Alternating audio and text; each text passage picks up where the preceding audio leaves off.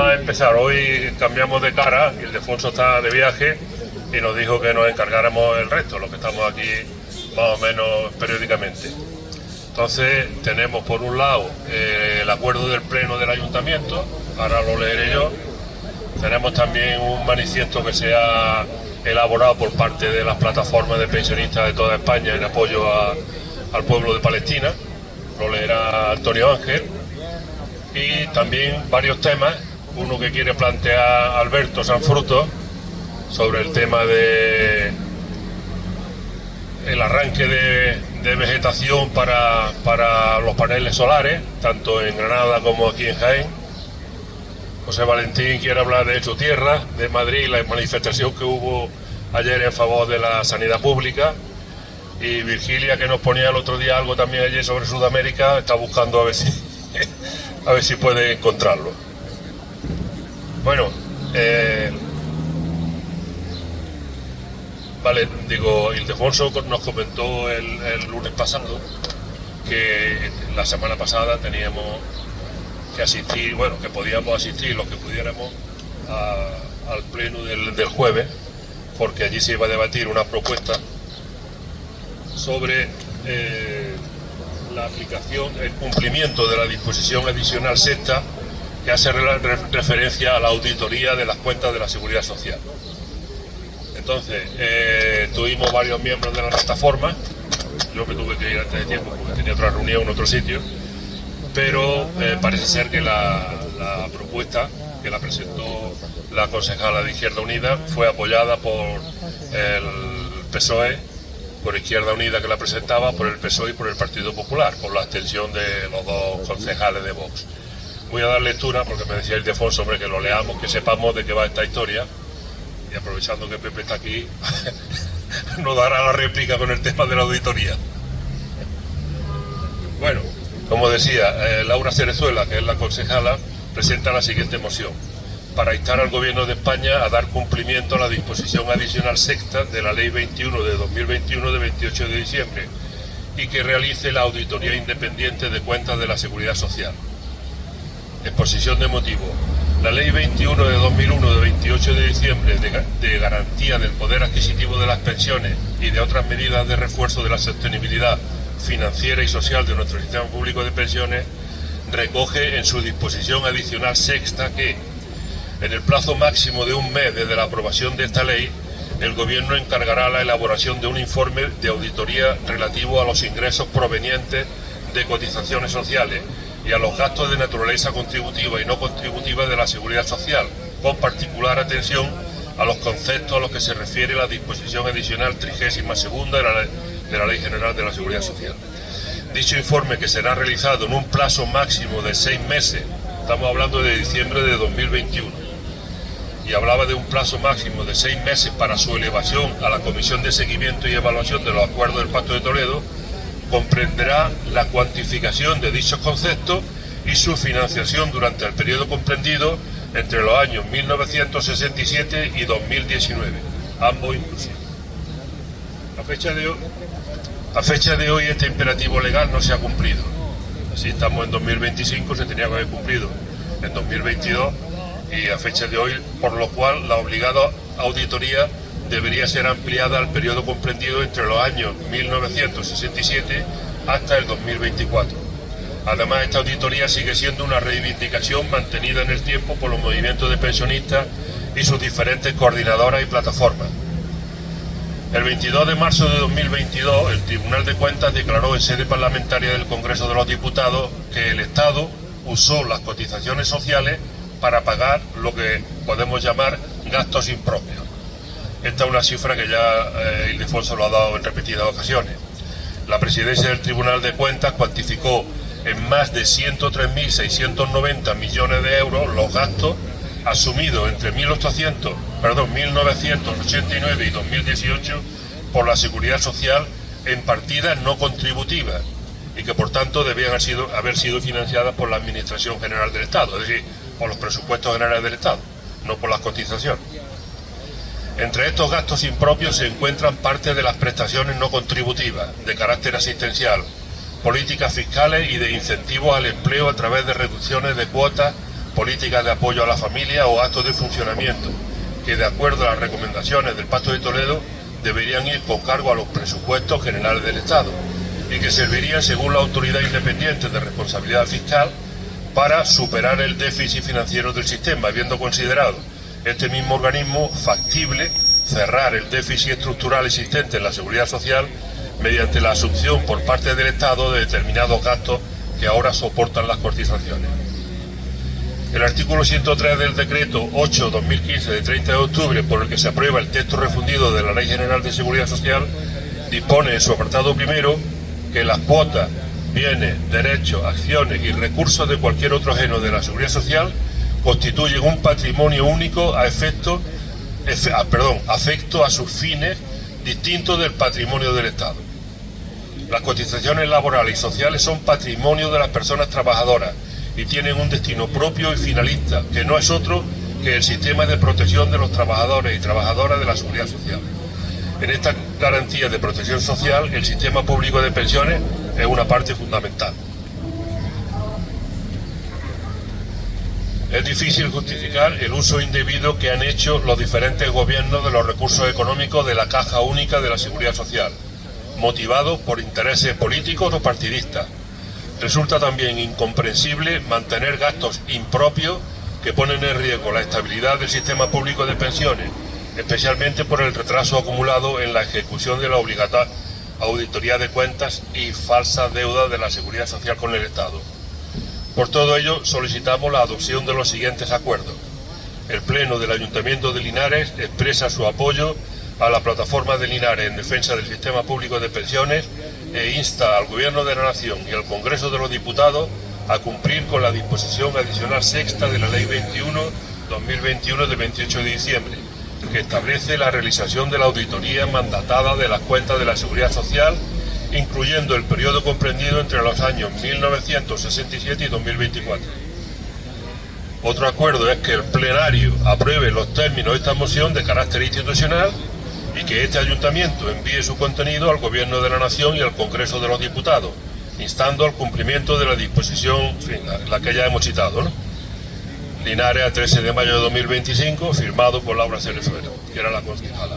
Como digo, esto fue apoyado por 3 partidos y con la abstención de Vox. ¿A qué viene esto? Pues viene, como hemos explicado muchas veces ya aquí en la asamblea, las concentraciones de los lunes, es que hay muchos medios de comunicación, hay mucha gente del mundo de la economía y de las finanzas que insistentemente aparecen en televisión hablando de la falta de credibilidad en el mantenimiento del sistema público de pensiones, ¿no? Es decir, de que no se puede mantener y entonces lo que se quiere es el tema de la privatización, como esto ya ha pasado en otros países también, que al final han hundido el sistema público de pensiones. Esto va en el sentido contrario, puesto que además ya hay una norma, es decir, ya hay una ley en la que recoge el tema de la auditoría para clarificar la sostenibilidad o no del sistema público de pensiones. Al fin y al cabo, lo que se están promoviendo este tipo de actuaciones en muchos ayuntamientos para que al gobierno se le presione para que de alguna manera sea capaz de cumplir lo que se comprometió en esta ley, porque esta ley es del propio gobierno que tenemos ahora mismo, ¿no? Bueno, ahora le paso el micrófono a Antonio Ángel, que nos va a leer el otro manifiesto que hay, y después, en fin, las personas que he citado.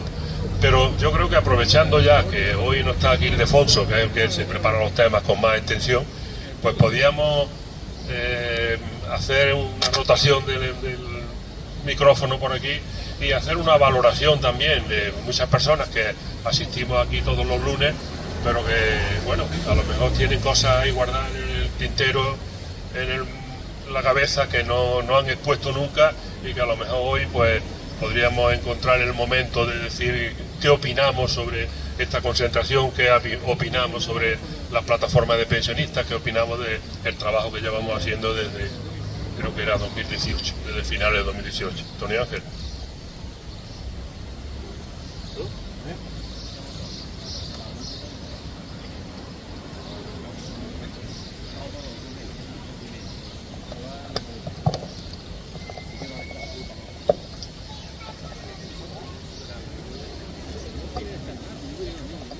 documento se llama Paremos el genocidio de Gaza.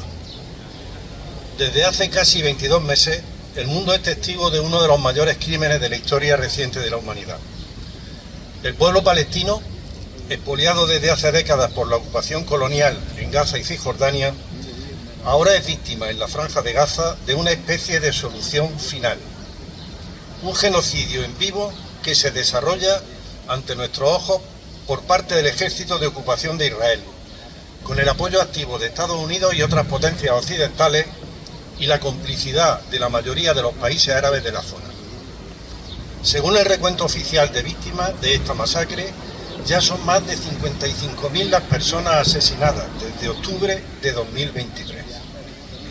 Pero la tragedia es, sin duda, mucho mayor de lo que indican las cifras, porque las víctimas contabilizadas oficialmente lo son a través de los cuerpos recuperados, pero no se cuentan los cadáveres sepultados bajo las ruinas de los edificios y casas bombardeadas, la mayoría de las existentes.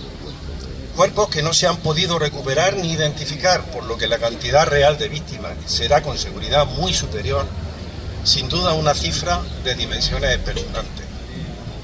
Además, y específicamente, más de 20.000 de esas víctimas son niñas y niños, más de 1.100 de ellos menores de 1 año.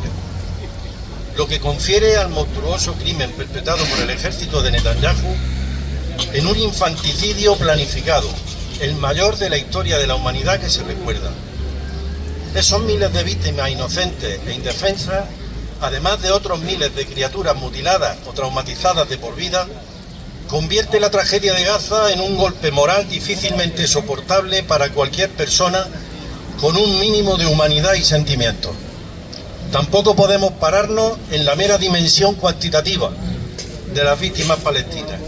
No olvidemos que cada una de esas personas asesinadas por el ejército sionista era una vida humana, como la nuestra, y tenía el mismo derecho a la libertad y la dignidad como nosotros, nuestros familiares o nuestros amigos. Cada uno de esos niños y niñas asesinados por las bombas de Israel eran vidas tan preciosas como las de nuestros propios hijos, hijas o nietos. Vidas inocentes, cegadas por la barbarie. Es difícilmente imaginable el horror y el sufrimiento de quienes ven los cuerpos destrozados de sus hijos e hijas, pero no por ello debemos dejar de intentar ponernos en su lugar, compartiendo su dolor, aunque solo sea por un momento. Lo que está sucediendo en Palestina y en Gaza nos interpela a toda la humanidad. Nadie de nosotras y nosotros podría imaginar, no hace tanto, que cosas como estas pudiesen ocurrir en pleno siglo XXI, pero están sucediendo. En un marco de destrucción total, el ejército sionista ha reducido a escombros casas, escuelas, hospitales, instalaciones administrativas o de servicios básicos como el agua. Están utilizando el hambre, la sed y la falta de atención sanitaria como arma de exterminio. Actualmente hay más de 15.000 bebés a punto de morir de hambre. No podemos mirar hacia otro lado, porque nuestros hermanos y hermanas palestinas no nos lo están reclamando, y porque por conciencia tenemos la obligación de intentar parar el genocidio. Además, nadie nos garantiza que la barbarie con la que hoy se asesina a la población gazatí y palestina no pueda aplicarse en un futuro incierto a quienes se opongan a los planes de los poderosos, por ejemplo, nosotras y nosotros mismos. Por todo ello, desde los movimientos y plataformas pensionistas de los pueblos y comunidades del Estado español exigimos el fin del genocidio en curso sobre Gaza, así como que acabe ya la ocupación colonial de la tierra palestina.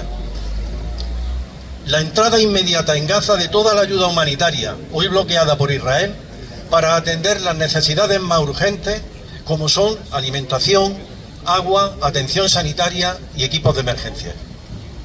La detención y puesta a disposición ante los tribunales internacionales de los responsables del gobierno y del ejército de Israel, autores de estos horrendos crímenes, empezando por el primer ministro Benjamín Netanyahu. Mientras dure el genocidio, la ruptura total de relaciones diplomáticas, comerciales, culturales y deportivas con el ente sionista. Es vital, para detener la masacre, que se lleve a cabo un boicot real del suministro de material militar, así como la suspensión del comercio de armas con Israel. En este sentido, demandamos del gobierno español que acompañe sus declaraciones de buenas intenciones, que realmente valoramos, con hechos concretos y prácticas como el inmediato embargo de armas, la cancelación de los contactos de defensa con empresas sionistas o la negativa a la utilización de los puertos del Estado español como escala de material bélico para alimentar el genocidio sobre Gaza y Palestina. Desde aquí llamamos a los compañeros y compañeras pensionistas para que unamos nuestras fuerzas y nos sumemos a las manifestaciones y actividades en solidaridad con el pueblo palestino, que se están convocando en todos los territorios del Estado. Hemos de conseguir parar el genocidio en Gaza y también los asesinatos y el expolio en Cisjordania, y que el pueblo hermano de Palestina pueda decidir su futuro en paz y libertad. Gaza somos todas y todos. ¡Viva Palestina libre! Firman este escrito la Coordinadora Estatal por la Defensa del Sistema Público de Pensiones, Movimiento de Pensiones de Euskal Herria, Movimiento Andaluz por la Defensa de las Pensiones Públicas, Movimiento Galego en Defensa das Pensións o Servicios Públicos, Coordinadora Estatal de Pensionistas y las plataformas de pensionistas de varios lugares como Badajoz, Móstoles y otros.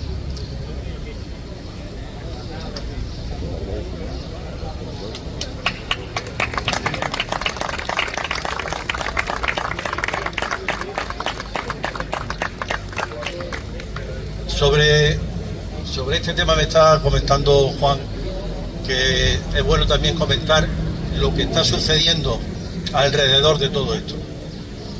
Es verdad que hay un movimiento, que algo se está moviendo 22 meses más tarde, pero también es verdad que se cristaliza en pocos hechos reales.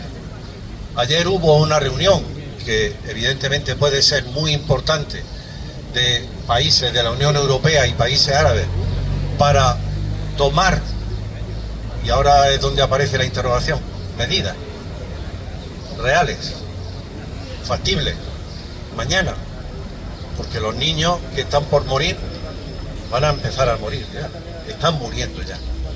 Esto no está pasando en diferido, ¿eh? Es real. Entonces, esa situación está, no sé cómo decirlo sin pasarme, pero bueno, si me paso no creo que haya problema. Estamos viendo un espectáculo de inhumanidad. Yo creo que no se puede decir de otra manera. Y lo estamos contemplando. Y cuando lo contemplamos y no hacemos nada, pues nos convertimos en cómplices de esa inhumanidad. No me gusta dar estos mensajes tan negativos. Creo que realmente también hay que ser positivos. Pero es real. Sí que puedo deciros una cosa. El miércoles se inaugura una exposición en el Pósito que se llama La realidad a toda hostia. El nombre está relacionado pues con la realidad que se vive tanto en la situación concreta de Palestina como en el belicismo y la potenciación de las ideas de rearme y de soluciones bélicas a los conflictos. Y está hecha en base a unas ilustraciones diarias que hace nuestro amigo Gobal, nuestro también paisano Gobal, que hace a diario y que le llama hostias. Entonces son 58 ilustraciones que se ponen en el Pósito y que él inaugurará a las 6 de la tarde el próximo miércoles. Así que vuestra presencia allí puede ser también una forma de apoyar y de contemplar de otra manera. Estará hasta el día 8 de junio, quitando los lunes y martes. Hoy y mañana no está, se montó ayer. Y los domingos sí.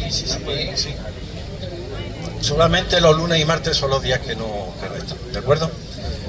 Bien. Si alguien quiere comentar algo. Es que por aquí tenemos. Voy a aprovechar la ocasión para dejar claro una serie de cosas, porque con motivo de este conflicto tan asqueroso, pues se mezclan muchos conceptos, ¿no?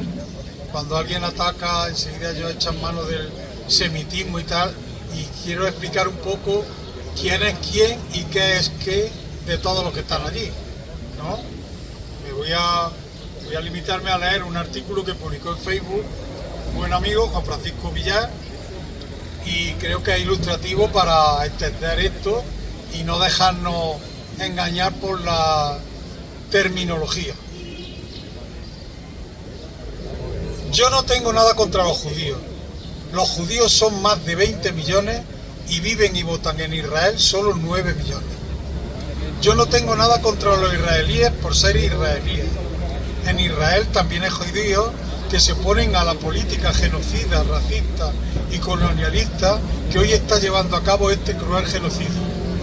En Israel hay también algunos ciudadanos cristianos y musulmanes, aunque en un estado teocrático como es israelí, son especialmente los musulmanes, ciudadanos de segunda, que no tienen todos los derechos a pesar de ser los que vivían allí antes de la creación del Estado de Israel. No tengo nada contra los semitas. Los semitas son los palestinos, como los árabes, los hebreos, los sirios, los etíopes y algunos más. Para ser semita solo hay que ser uno de los pueblos que hablan lenguas semíticas, como el árabe, el hebreo o el arameo. De hecho, la mayoría de los judíos no son semitas. Los únicos judíos semitas son algunos de los pocos que vivían en Palestina antes de la creación del Estado de Israel. Las dos grandes ramas de judíos no son semitas y no hablan el hebreo o lo han aprendido para vivir en Israel. Los sefardíes, los descendientes de los judíos expulsados de España, no tienen origen semita. Eran bereberes convertidos al judaísmo que se instalaron en la península ibérica ya desde el siglo I a.C. Sus lenguas son el ladino, parecido al castellano, que se hablaba en el momento de su expulsión, y la lengua del país donde viven, No han hablado nunca hebreo. Los askenazis son los judíos del este de Europa. Étnicamente no son semitas. Tienen su origen en los házaros, un pueblo turco instalado en la zona de Ucrania, sur de Rusia y Kazajistán. Estos házaros se convirtieron al judaísmo alrededor del siglo VIII. A lo largo de la historia, como consecuencia de pogromos y persecuciones, estos judíos se fueron desplazando hacia Occidente y se instalaron en toda Europa central. Su lengua, el yiddish, es una lengua de origen eslavo, con una gran influencia germánica, y los askenazis hablan yiddish, la lengua del país en el que viven, polaco, alemán, esloveno, ucranio, ruso, francés, etc. No hablan el hebreo, excepto como el caso de los sefardíes, los que se han instalado en Israel. Yo sí estoy en contra de los sionistas, que no son los judíos, ni los israelitas, ni los semitas. Los sionistas son los que defienden un Estado sionista, un Estado de Israel colonial que sueña con el gran Israel exclusivamente judío, que ocupe solo para los judíos toda la tierra que la Biblia dice que era la tierra de Israel. Y entre los sionistas no solo hay judíos, hay gran cantidad de sionistas cristianos, especialmente evangélicos, que sueñan con el gran Israel, con la esperanza de que una vez conseguido, según su creencia, vuelva a venir Jesucristo a la tierra para salvarlos a ellos. Por lo tanto, no volvamos a aceptar que por estar en contra de este Estado colonialista, teocrático, integrista y genocida de Israel, se nos diga que somos antisemitas, o antijudíos, o antiisraelíes. No lo somos, no. Somos en todo caso antisionistas. Y lo somos por la sencilla razón de que defendemos los derechos humanos y los derechos de los pueblos a vivir y gobernarse sin estar bajo la tutela de un Estado colonial racista.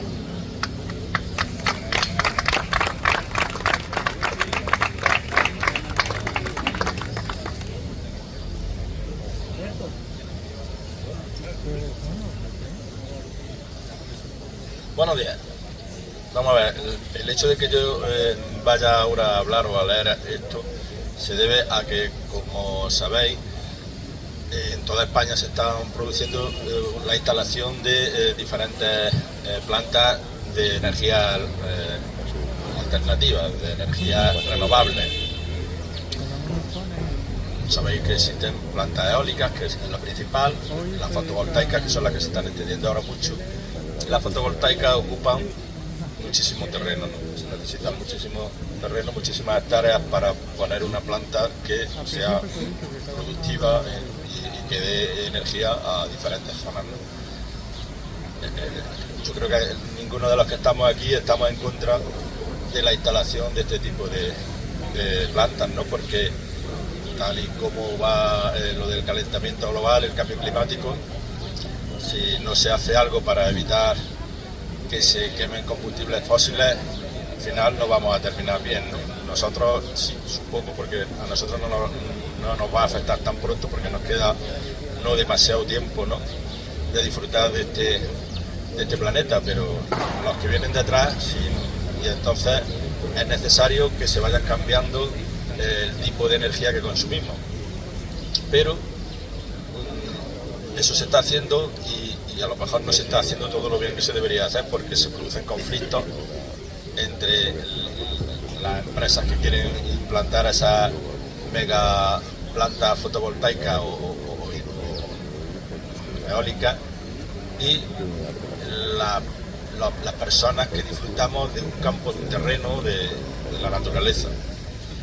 Hace poco se habló aquí de que en Lopera, Arjona y en Marmolejo pretenden arrancar en miles de olivos. La cifra no depende de según hable la empresa o los afectados, pero vamos, en torno a entre 50 y 100.000 olivos para implantar plantas fotovoltaicas.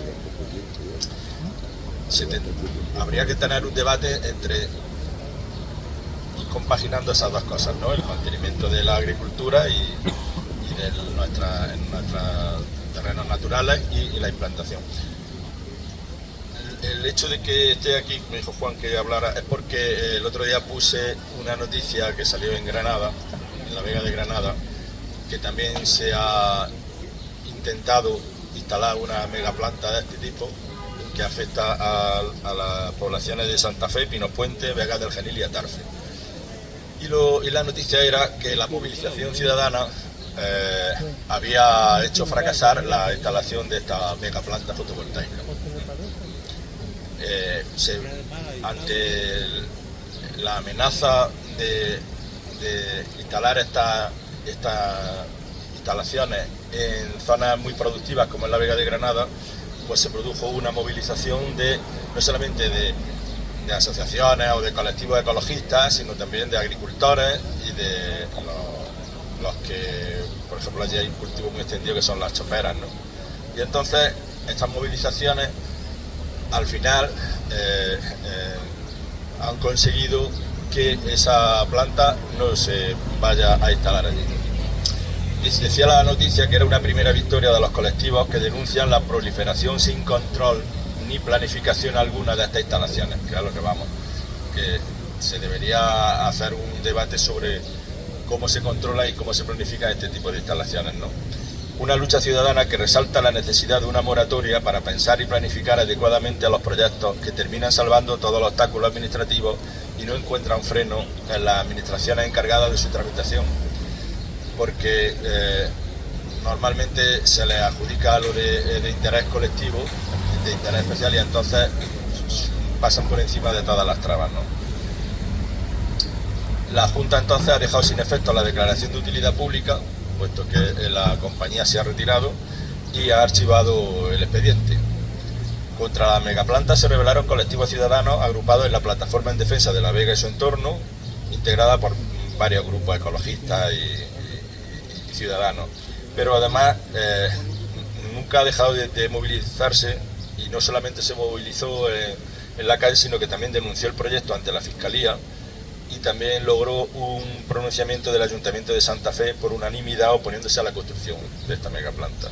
Además se movilizaron, como he dicho, agricultores que pidieron a los ayuntamientos que no otorgaran licencias y decidieron recurrir ante el Tribunal Superior de Justicia de Andalucía, así como productores de chopos, porque el tendido amenazaba también la recuperación de este cultivo tradicional.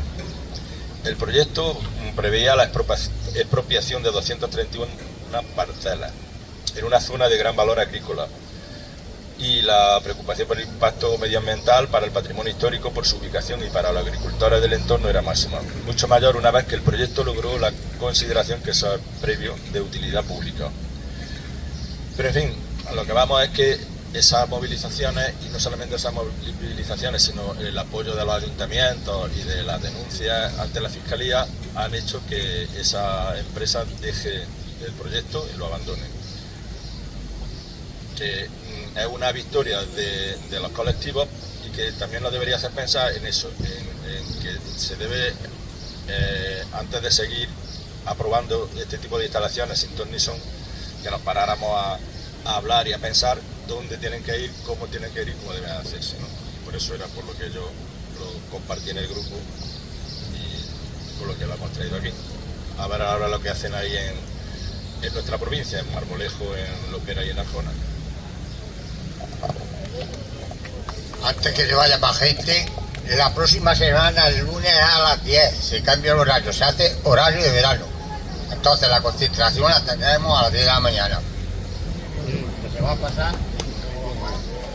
Sí, parece ser que en la zona que ha comentado Alberto, la parte occidental de Jaén, Lopera, Arjona, Marmolejo, ahí la situación, aunque también hay movimiento, hay movida, seguramente os ha llegado alguna recogida de firmas también, porque hay algunos pequeños agricultores que están moviéndose para tratar de tumbar también, porque él lo ha dicho, es decir, en principio son declaraciones de utilidad pública, y una declaración de utilidad pública, el Estado, ya sea en este caso de Jaén, con el apoyo de la Junta de Andalucía, con el apoyo del gobierno central, lo que hacen es un proceso de expropiación forzosa.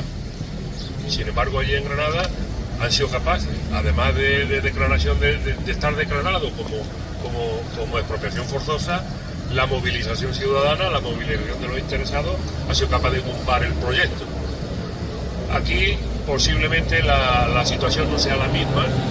El martes pasado tuvimos una reunión en el Encuentro Democrático y estuvo un representante de COA, su secretario de Organización, Francisco Elvira, y nos comentaba que, bueno, es verdad que ahí hay agricultores que están en contra, pero hay agricultores también que, bueno, seguramente por la edad o porque ya no tienen descendencia a quien dejárselo, que lo vayan a cultivar y tal, pues posiblemente les esté interesando la oferta que le han hecho las compañías, y entonces aquí lo tienen bastante más difícil. Pero como decía muy bien Alberto, lo que demuestra el tema este de Granada, y lo que podría llegar a demostrar también la movida aquí en esa zona, es que la movilización de la ciudadanía, cuando trata de defender sus propios derechos, se obtienen resultados. Es lo que estamos haciendo también los pensionistas, o lo que Antonio Ángel ha comentado con la plataforma de apoyo a Palestina, ¿no? La manifestación que hubo hace poco en Madrid. Quiere decir que esto que hacemos aquí los lunes tiene sentido. Podemos estar 30 o 40 personas, pero tiene sentido de que estemos movilizados, porque de esta manera lo que decimos aquí, lo que acordamos aquí, en coordinación con otras plataformas de todo el Estado, pues somos los que realmente después estamos presionando para que se mantenga el sistema público de pensiones. Esa es la idea fundamental. Y como sabéis también, hay normalmente, Ildefonso también, en los últimos tiempos, los últimos años, se viene hablando también de la defensa de otro derecho público como es la sanidad. José Valentín quiere también dirigir unas palabras al grupo.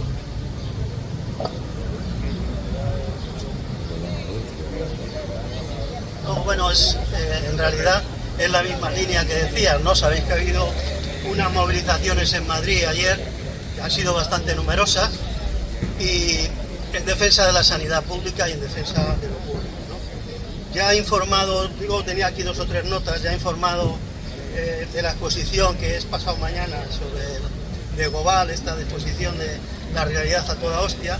También hay una concentración en Jaén, el viernes 30 de mayo, contra el rearme. Sabéis que uno también lo ha expuesto ya un compañero, por eso quizá mi intervención no va a traer nada nuevo, ¿no? El problema es que esta gente se inventa enemigos, porque siempre contra un enemigo parece que se lucha mejor, ¿no? y entonces se inventan que Rusia va a invadir, vamos, que va a llegar hasta el Alentejo, ¿no? Lo cual es absolutamente rechazado por cualquier persona que entiende un poco de estrategia internacional, de política, etcétera, pero les sirve de argumentos para incrementar los gastos militares, que siempre van a ir a las grandes empresas de armamento, y, aunque dicen que no, para reducir evidentemente la parte que queda para los temas sociales y poder seguir haciendo recortes siempre justificados por el bien de la patria, por la paz, por la salud, etcétera, etcétera. Lo cual es evidentemente mentira, y tendremos que estar siempre atentos a las movilizaciones y a intentar, a veces dicen, no, pero no sirve de nada porque Isabel Díaz Ayuso sigue con su RQR o Juanma Moreno sigue privatizando. Sí sirve, porque incluso aunque pensemos que no sirve, estoy seguro que a ellos les contiene mucho las movilizaciones populares, y si pretendían privatizar 10, pues privatizan 2. Por lo tanto, aunque nos parezca que no sirve, la concienciación popular sirve para parar estas cosas, sirve para concienciar a otras personas de los derechos que tenemos que tener y defender, y nos sirve a nosotros mismos para decir, oye, yo no estoy en casa sentado así viendo la tele, sino que estoy intentando hacer cosas por mí y por mis vecinos y por el resto de la gente, ¿no? Yo sí quería compartir, o bueno, evidentemente la UGT, tengo aquí un documento, pero no hace falta leerlo, pues denunciaba hace poco que la Junta de Andalucía ya ha planteado su plan de contrataciones para el verano, que son contrataciones a veces por horas o por días de determinados médicos en unas condiciones absolutamente precarias, y claro, así la sanidad pública no se salva, así la sanidad pública no puede dar calidad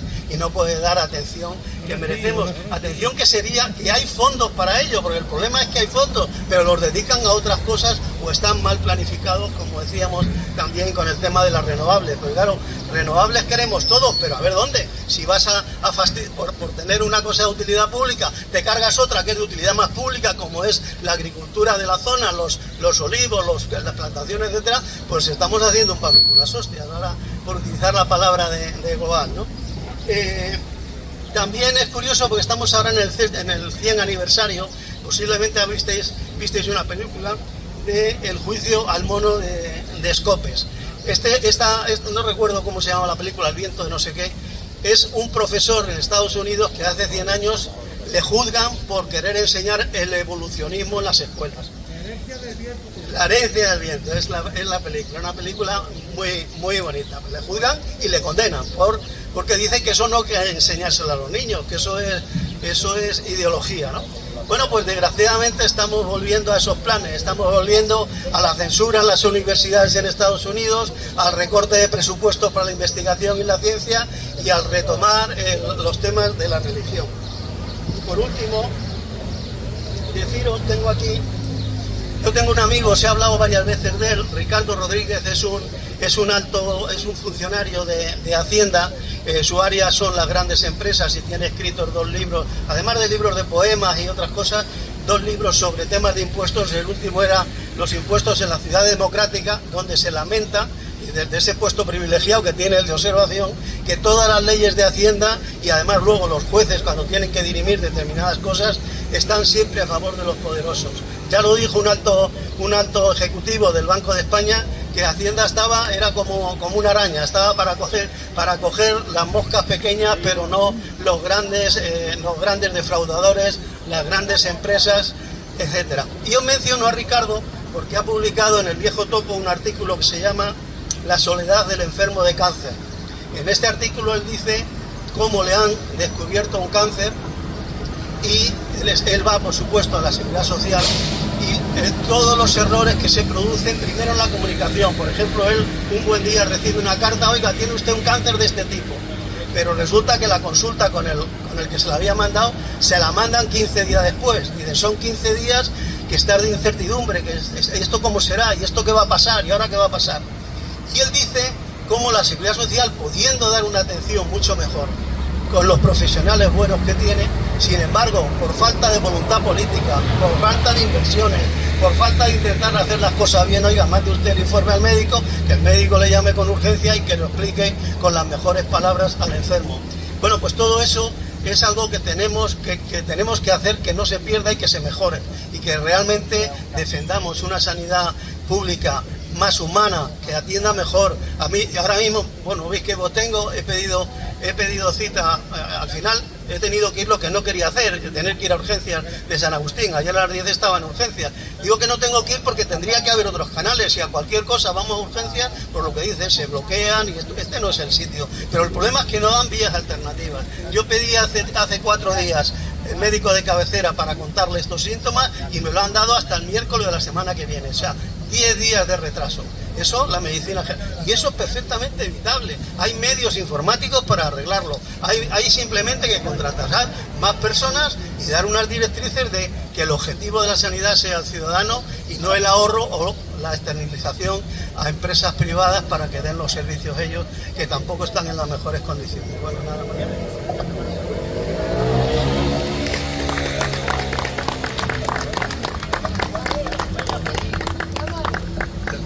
Breve. Bueno, yo creo que lo de Guatemala se puede dejar para otro momento, en encuentros democráticos, porque el tema es bastante peliagudo. En Guatemala hay un presidente elegido democráticamente por aquellos que nunca o casi nunca han votado, pero resulta que los pueblos originarios han dicho: estamos hartos de que nos ninguneen, vamos a elegir a nuestros presidentes, y eligieron a Arévalo, que es de centro izquierda. Su padre ya fue presidente de Guatemala, tuvo que salir corriendo porque lo perseguían, y él después de tiempo ha podido volver porque ama a su pueblo. Guatemala es un país muy rico en productos naturales, en agua, y digo así 2 cosas. De unos años para acá, lo que está pasando en el mundo, de esta depredación del sistema capitalista neoliberal, mucho más brutal está pasando en ciertos países. En Guatemala se está quitando a las tierras a los pueblos originarios, se le está robando el agua por empresas de Canadá y españolas, como la de ese señor que gobierna en el Real Madrid, Florentino Pérez, que tanto le aplaudimos y vamos a darle dinero. Bueno, que vamos a ver, últimamente están muy de moda los golpes de estado blandos. Entonces, hace muy poco en Guatemala, el gobierno con los partidos democráticos, no los de derechas, claro, quisieron subir el salario mínimo.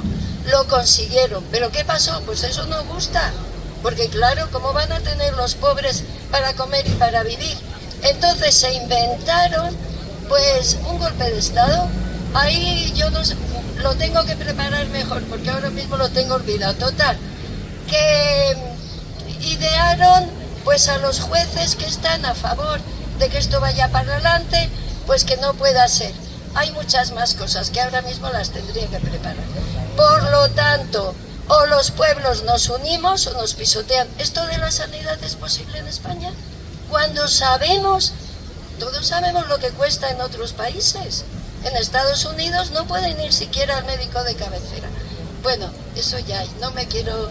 Y por otra parte, ya perdonadme que lo diga, Cobal ha sido, bueno, es una persona de, como sabéis, de Linares.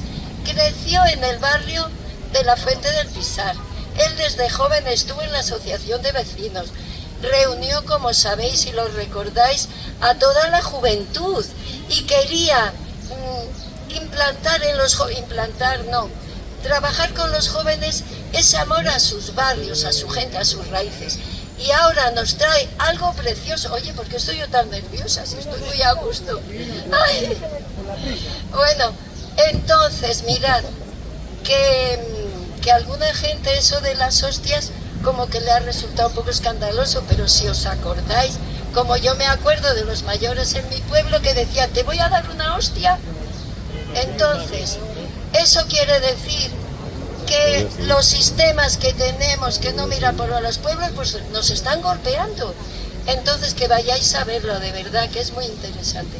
Y prometo, Juan, que hablaremos de Guatemala en otro momento. Gracias, Pepe, por estar aquí. Como decía Juan, próximo lunes, el día 2, a las 10 de la mañana, ¿vale? Que ya va siendo para esta hora.